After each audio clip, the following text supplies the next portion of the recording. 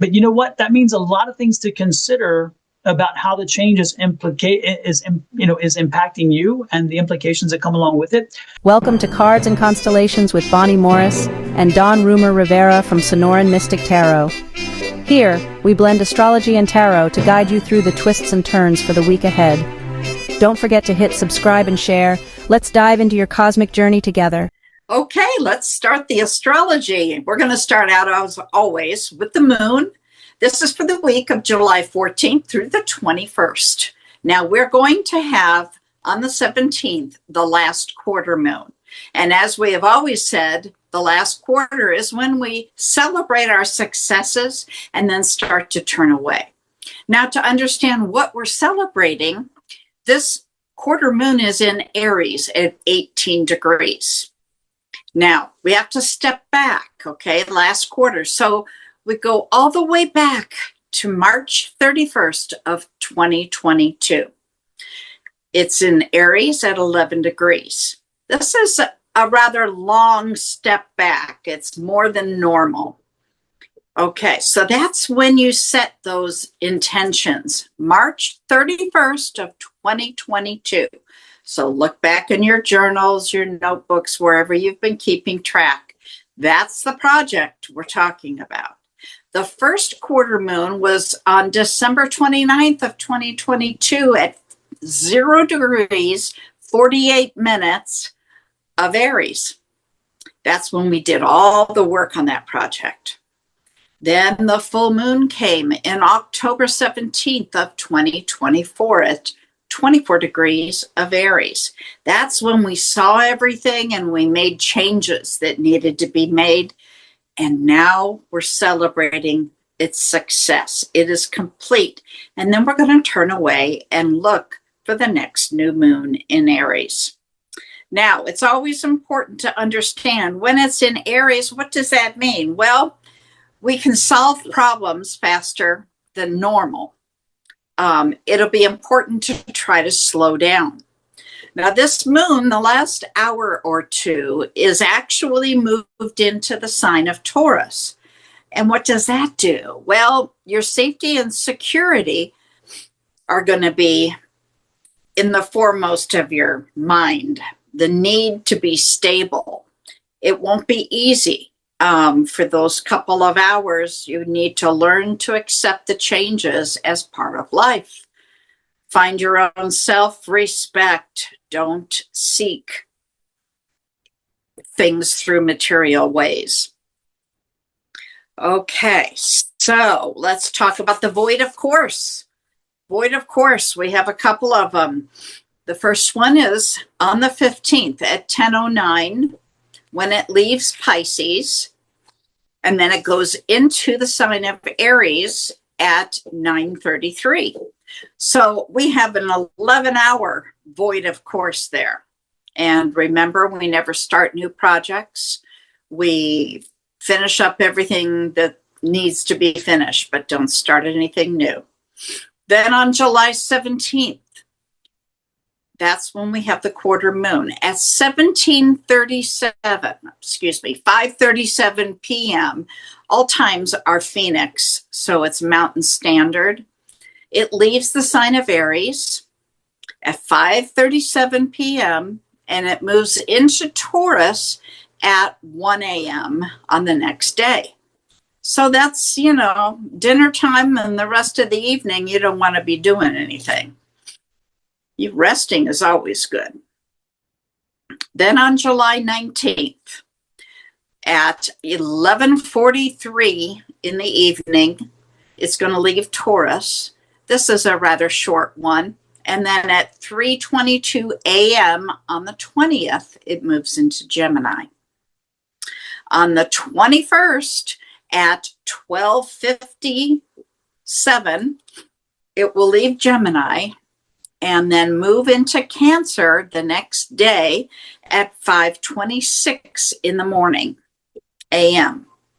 So we have some more than just a few minutes on each one of these. The shortest one here is about 4 hours. So take notes of those and make sure you don't start projects that you don't want to repeat.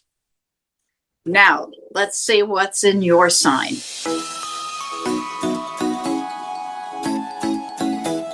Okay, Virgo, your planet being Mercury, one of communication and an intellect and the rationality that aligns with nature.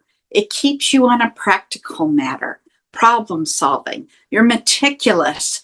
Lincoln encourages the attention to detail right now, and boy, are you good at that.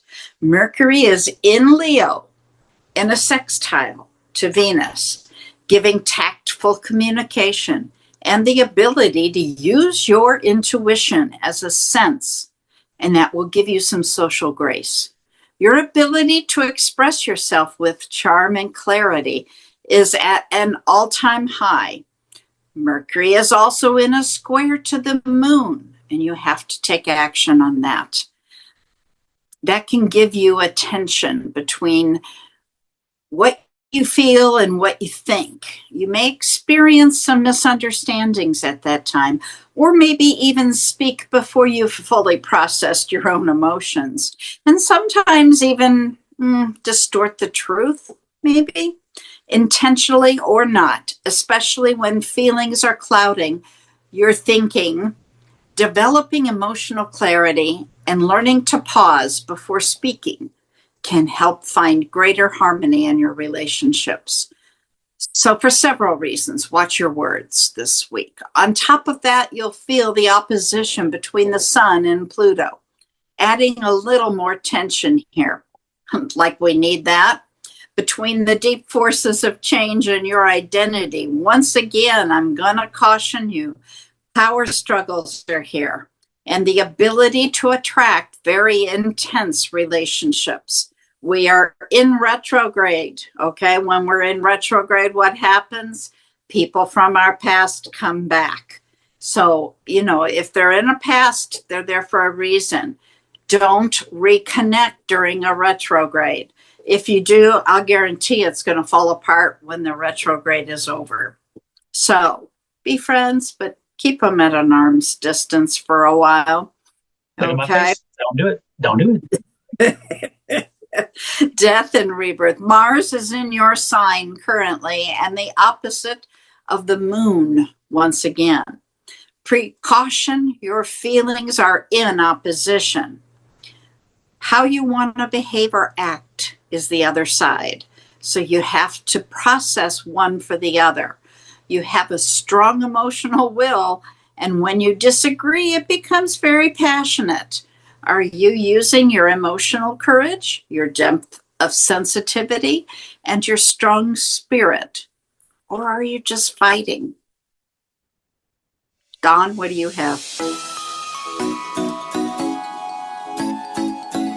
Well, Virgo, let's see what Spirit and Universe has in store for you via tarot. Universe, please tell me what Virgo needs to hear for their highest and best interest this week. Ooh, Virgo, got a little attitude going on, Miss Virgo. Oh, yes, we do. We got cards flying. Oh, my goodness. We got the Tower card. Oh, my goodness. Now, let's talk about towers. Let's talk about sex, baby. No, that's wrong. Let's go back to towers. Okay. Before we do that, I did get your attention, didn't I? There you go. On the bottom of the deck, by the way, I love this. The bottom of the deck is the overall energy of your environment, and it is a 10 of cups. So know that this week is a powerful week for you. You have a lot of good energy around you. You have a lot of positive energy around you, and it's going to help you find that success. It's going to help you find the thing you have been searching for. And so know that with that environment, you should be reaching for the stars. And it looks like the stars are telling you that, hey, it's time, because they're going to help you. This change with the positive energy in your environment tells me this is a good change, but things have come upon you. You did not make this change. You did not ask for this change. You did not bring this change forward, but this change has happened upon you. And this is a time where when these changes happen, since it is a Tower card, again, out of your control, you take advantage of it. So if an opportunity showed up on your doorstep or showing up on your doorstep this week, take it. If an opportunity is smiling upon you, snatch it up. If something happens, even if it has a negative implication, take it and use it to your advantage in a positive way. Because again, when you have change, that doesn't mean it's necessarily a bad thing. And even if it is a bad thing, if we know the change is there and we know that the energy of change is around us, we are watching for how we can navigate that through to our advantage. So this is a really positive week. I like this because whatever this change is going to bring competing interests in your direction. There's many things in Eight of Wands there. So a lot of, when you have Eight of Wands, a lot of things flying around, a lot of things to do. But you know what? That means a lot of things to consider about how the change is impacting you and the implications that come along with it. But use the knowledge and skill set that you have and say, you know what, I'm putting me first and I'm going to make sure that I am there. And then look at this. This is the Death card. So this is telling you that you then will use that to institute your own change. Again, make the change work for you. So you will put, because of the competing interests in the 8th, you're going to put those changes into place that help you bring about that. So again, if you have been thinking about a career change, don't be surprised if something happens to where maybe your job is eliminated, or maybe a promotion's brought upon you and you're like, heck, I'm taking it. I'm going to use it. So this could be, again, either an end of a job or a new job. It could be a change of position. It could be a promotion. It could be starting of a new project, that situation. This could be a situation where there are many things around you, maybe a situation where you need to make a move. And so maybe it's time for you to change locations. And so maybe this will be the beginning of a time for you to relocate to another city, another state, maybe even get the hell out of the country if that's what you want to do. However you're drawn to do it, again, whatever the passions are, because things are changing around you, so take advantage of it. So this could be a great opportunity in many different ways. Do not limit it only to finances or whatever. This could be also a time where, and I'm not saying that this is a strong energy in this sense, but don't be surprised.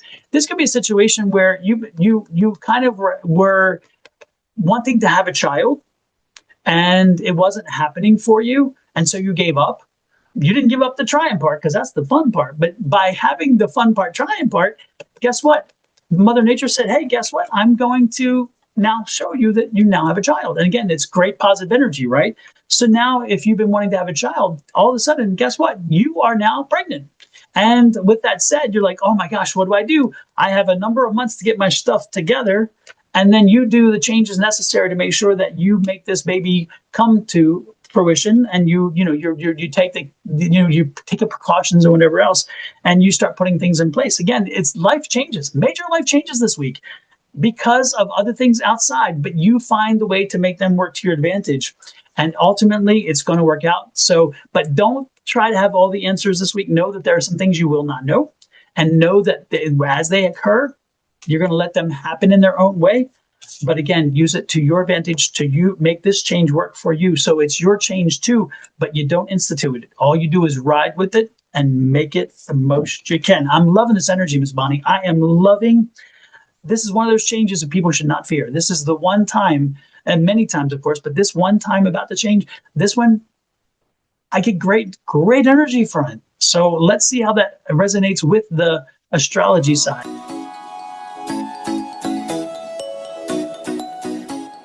All you've been talking about is what we were saying, Pluto, the sun and Pluto. That's your identity, your core identity versus transformation.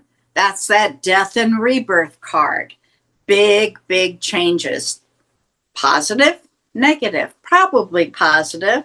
If it is a negative, you can turn it into a positive. Don't fight it, though. It's going to happen. That's the key. And again, folks, never fear change. You can fear what the change may bring, but never fear change. And if you have a good relationship with the potential for change, then you can learn how to navigate that and use that to your advantage, because, change is always happening, and it should always happen. We should never be that stagnant. Otherwise, it's like, punch the clock and move on. Whatever. Boring. We're not doing boring. Virgo, you're not boring. We ain't doing it boring. With that said, what other clock can they punch, Ms. Bonnie? Oh, well, there's a button right below in the lower right-hand corner that says subscribe. Hit that. We love that when you do that. And set that little notification bell to all. Then, whatever your channel on, say you're on my channel, Your Love Goddess, hop over to Mr. Don's channel, Sonoran Mystic Tarot. Do the same thing there. Hit that subscribe and set the bell to all. When you've gotten those two done, go to Cards and Constellations. Use that ampersand. That's really important if you want to get us. And then hit subscribe. We're trying to build that channel up, and there'll come a day where that's the only place you'll find these videos. So please hit subscribe, set that bell to all. We appreciate it. And feel free to, exactly, I'm sorry, I didn't mean to cut you off. And feel free to converse with us. Please message us. Let us know how this resonates with you. And also, if you'd like a little more of the astrology or a little more of the tarot, or if you'd like whatever, then you can reach out to us personally and get a reading. Miss Bonnie does the personal astrology, and she also does tarot. And then I don't do the astrology, but I do tarot. So if you'd like a private reading from one of us or both of us, reach out and let us know. Or if you just want to share your impact about what we're talking here about on a weekly basis, please also, again, messages. Messages work wonderful, and we do respond to everyone's message, so you will not be ignored, I promise you. But with that said, the one other thing that we both want to know and want you to know is that we appreciate you very much, and so we're sending you love, light, and blessings from both Bonnie, myself, and our families to you and to yours. See you next week, and again, hit that share button. Help us grow. We would appreciate it. Bye.